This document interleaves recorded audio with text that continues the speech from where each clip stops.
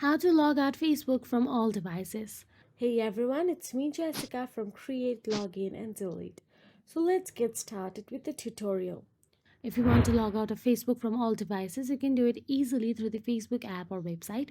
So for the Facebook app, open the Facebook app first of all on your device and make sure that you are logged into your Facebook account. Then simply tap on the three horizontal lines hamburger menu in the bottom right corner of your screen and navigate to the Facebook menu. Scroll down and tap on the settings and privacy. Then tap on the settings. Then tap on the account center at the top.